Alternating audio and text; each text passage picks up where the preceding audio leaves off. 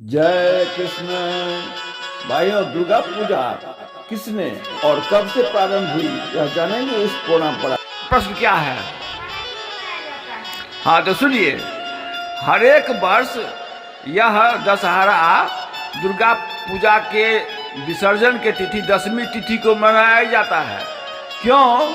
इस तिथि को मनाने के पीछे दो कारण हैं। एक तो रावण और राम युद्ध जो हुआ, उस युद्ध में राम जी ने रावण को स्वर्ग भेज दिया और सीता जी को वापस लेकर के अयोध्या आए। इस खुशहाली में यह विजयादशमी जो है, विजय हुई। किसकी? राम की विजय हुई। सत्य के स्वरूप प्रतीक नीलकंठ का दर्शन किया जाता है। सत्यमेव जयते, सत्य की ही जीत होती है। तो सत्य है, राम सत्य संकल्प प्रभु। विभीषण जी ने क्या कहा? ए रावण, राम को तुम क्या कहता है? राम को कहता है कि वनवासी है वो।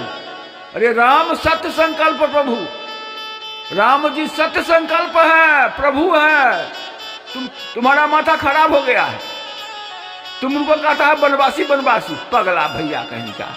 अरे वो सत्य संकल्प है, राम जी प्रभु है, राम सत्य संकल्प प्रभु। और उनको तुम कहता है कि जो वनवासी, और वही राम सत्य करके दिखाए। जय रावण, तुम कहते हो कि सभी इस पृथ्वी पर सभी को मैंने हराया है, तो आज तुमको हराने वाला यह राम।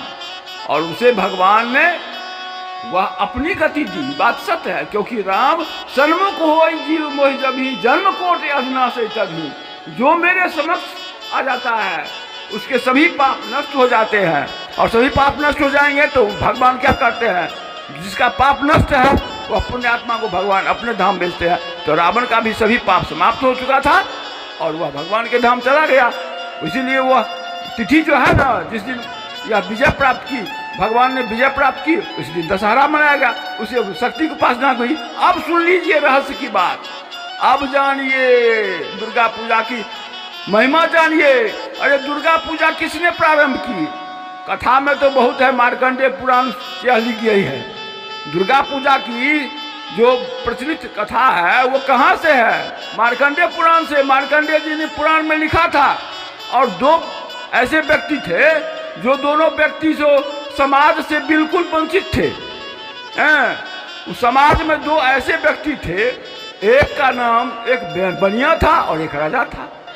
राजा ने अपने सभी राजपाट को उसका दुश्मन ने जो था राजा का, वह छीन लिया और घर से निकाल दिया। प्राण बचा करके वह राजा जंगल में चले गए मरने के लिए।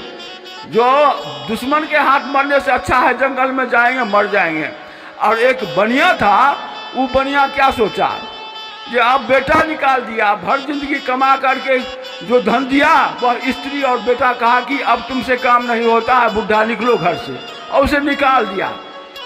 यह दोनों जो है ना तो जंगल में मरने के लिए गया। तो वहाँ एक ऋषि थे, उस ऋषि, उसका नाम था मेधा ऋषि। उनको दया आ गई। उन्हें कहा कि रे तुम दोनों इस घोर जंगल में कहाँ जा रहे हो? तो हम लोग जा रहे हैं मरने के लिए, आत्महत्या करेंगे ना तो आत्महत्या करने से पाप लगेगी, और उससे अच्छा है कि जो जंगल में रहेंगे सियार बाघ कोई खा लेगा, मर जाएंगे, पाप नहीं लगेगा, इसलिए जाते हैं मरने के लिए। क्यों मरने जा रहे हो? तो राजा ने कहा कि मेरा सभी राजपाट दुश्मन ने छीन लिया है और मैं जान बचा करके भागा हूँ। अब हमारा हित करने वाला कोई नहीं है, हितैषी कोई नहीं है। और ये बनिया जो था उसने कहा कि मैंने जिंदगी भर जो कमाई की वो भी नष्ट हो गया। जिसके लिए कमाया वह पुत्र और पुतोहू और स्त्री सभी ने घर से निकाल दिया। यही हाल है, इसीलिए हम लोग मरने के लिए आए हैं। कहे नहीं कि हम मरने की जरूरत नहीं है। तो सुनो, एक मैं उपाय बताता हूँ। वह उपाय है शक्ति की उपासना। तुम दुर्गा जी का पूजा करो, उनकी सेवा करो, यहीं रहो।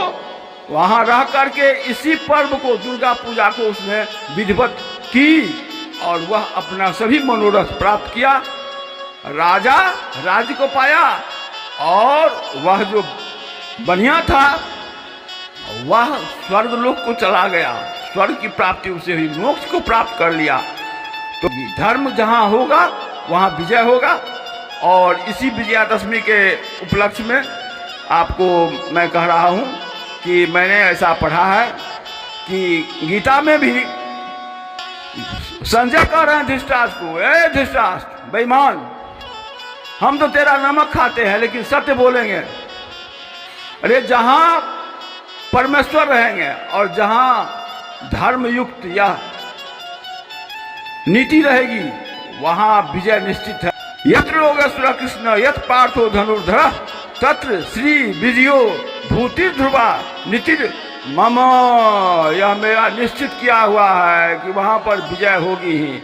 इसीलिए विजय दशमी को हम यह संकल्प लें कि हम सत्य मार्ग पर चलें, सत्य का ही आचरण करें। यही है विजयादशमी को हम याद करते हुए इसी की उपासना करते हैं।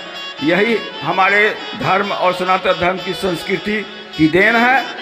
हम मानव प्रेमियों को और हमारे सनातन धर्म को मानने वाले जितने व्यक्ति हैं उन्हें इस बात को जाननी चाहिए कि विजयादशमी विजय की जीत है, धर्म की जीत है, धर्म नीति की जीत है। इसीलिए हम लोग सत्य संकल्प और सत्य का ही आचरण करें। धन्यवाद। फिर अगले प्रोग्राम में सुनाऊंगा। दिस प्रोग्राम प्रेजेंटेड बाय वैष्णव राजगोपाल जी। जो भाई अभी तक सब्सक्राइब न किए हो वो अवश्य से सब्सक्राइब करें। धन्यवाद। ये स्पीच दे रहे थे